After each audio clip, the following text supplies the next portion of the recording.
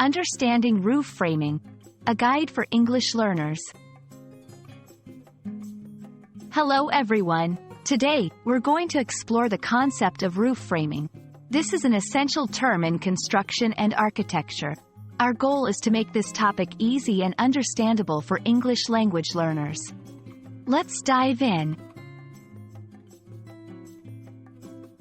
Roof framing is the process of constructing the skeleton or framework of a roof.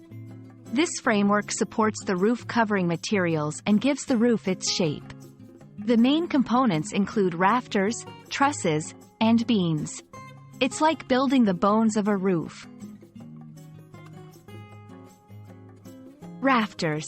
Rafters are long, sloping beams that run from the peak of the roof to the building's walls. They are the main support that holds up the roof. Trusses. Trusses are pre-made triangular structures that provide stability and support. They are often used in modern construction due to their efficiency and strength. Beams. Beams are horizontal supports that help distribute the weight of the roof. They are often found at the peak of the roof or along its edges. 1. Traditional framing. This method uses individual rafters and beams, crafted and assembled on site.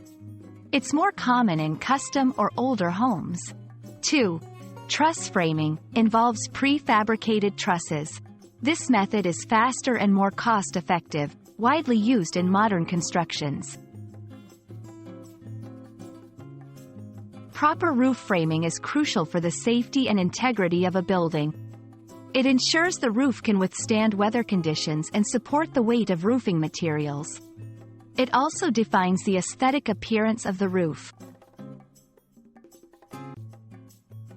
I hope this video has shed light on the important concept of roof framing in construction and architecture. Remember, whether it's rafters, trusses, or beams, each component plays a vital role in the structure and safety of a building. Thank you for watching, and keep learning.